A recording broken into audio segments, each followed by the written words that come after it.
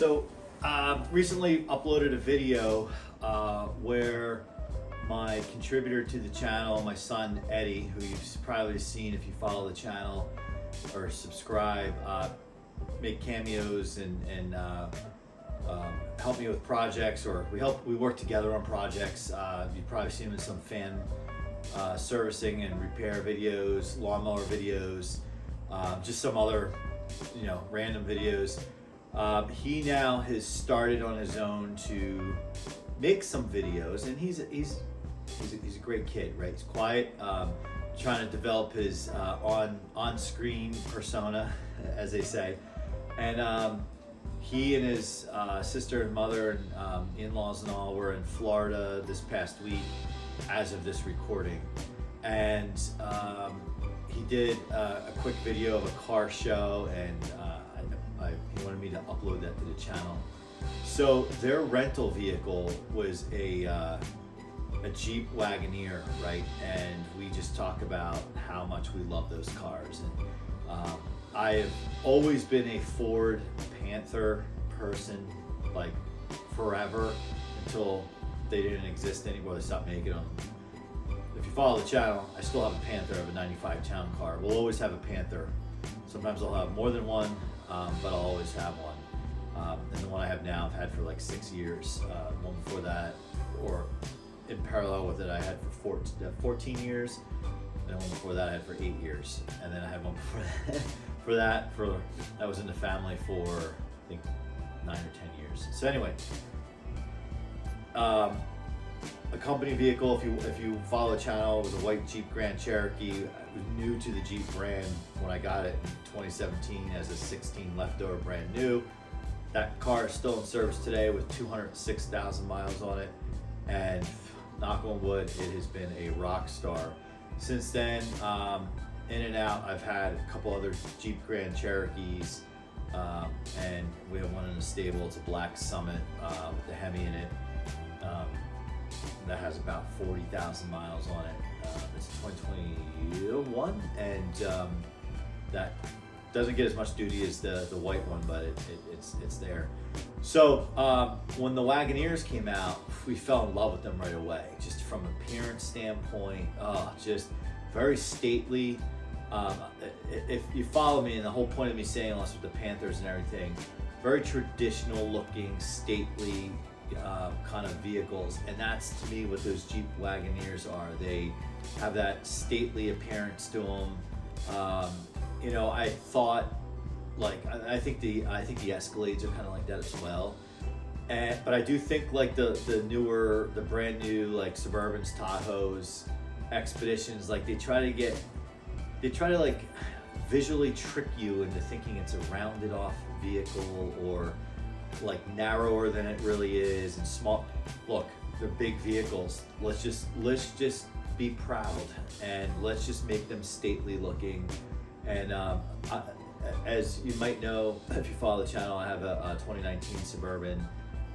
I just love that version of it, how it looks, from the style of the taillights, how they look at night, the headlights, the grille, like just very clean, simple, right? And that's what I feel these Wagoneers are. Now, I'm not familiar with all the sub models within. So there's the Jeep Wagoneer, which is like, I guess if you know Tahoes, they're like Tahoe, like I guess equivalent or so, or maybe Yukon. And then Grand Cherokee doesn't mean it's bigger. That's what people get confused. It just means it's more luxurious. So think Navigator, think Escalade, right? And then shortly thereafter, they came out with the L, which is the extended length version. So think Suburban length, think Expedition, well, think Navigator, because it's the longer wheelbase, right? Let's just leave it at that. And since their initial release, the shorter wheelbase had the option for those monster Hemis in them, right? And I'm just such a traditionalist. Yes, I get the benefit of the smaller motors, smaller displacement, fewer cylinders. I get it all. Like, I get it. I I just come from a time, and not even in my time, it's like way before my time, where just the sound of the V8. Like I get you can get a like a turbo, 6-cylinder that has like 400 something horsepower and all this and that and the other. Something about that low rumble of a V8, even if it's just like in a luxury car or in a luxury SUV, just that subtle, like, let you know that I'm a V8 and all of that. Yes, it may not have 400 something horsepower because it's not turbocharged. Imagine if it was. And I'm just a traditionalist. Traditionalist is what I'm saying.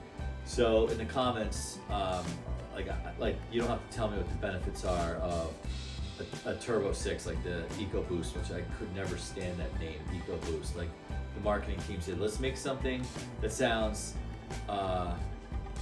economical or eco-friendly, and let's use something badass like boost in the name. Let's call it EcoBoost. I hate that name.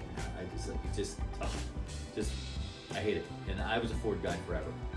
I get the benefits of it. Don't get me wrong. I'm just one of those guys. I guess I'm guessing I sound like an old guy. However, I'm trying to be more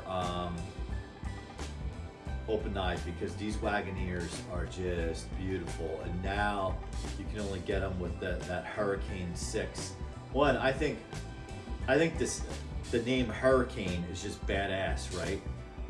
Hurricane. It just makes it sound like a high revving motor, and it's kind of cool. So I have driven a Wagoneer as a rental car various times, and again, I would love to have, I think it's, 6.4 or 6.2 like V8 Hemi in there.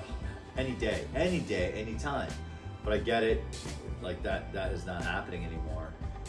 The irony is I do like electric vehicles. That's the funny part about all this. And I understand what Jeep is doing. They're kind of like getting you there with smaller displacement eventually, and then like hybrid and eventually switch over. So I read.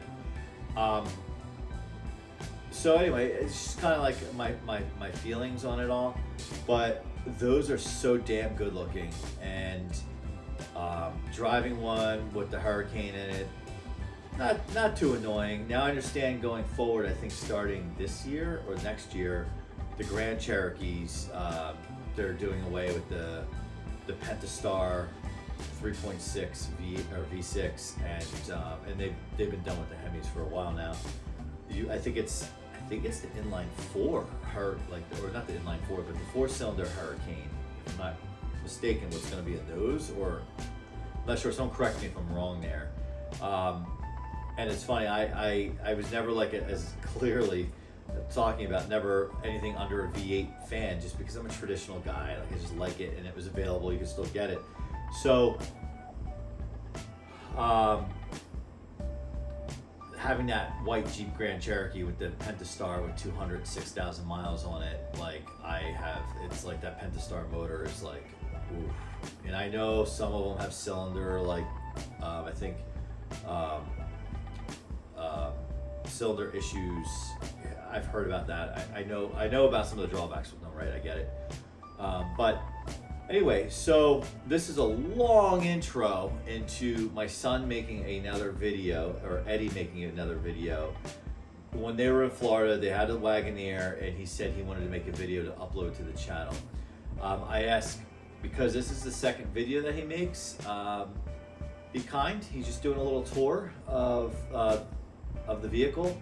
So if you are thinking about a Wagoneer, this might be interesting to you. I get it, there's way more in detail videos out there, but maybe my commentary and just kind of talking out loud may make you disagree or agree, or maybe just want to start a discussion in the comment box. So thanks for watching.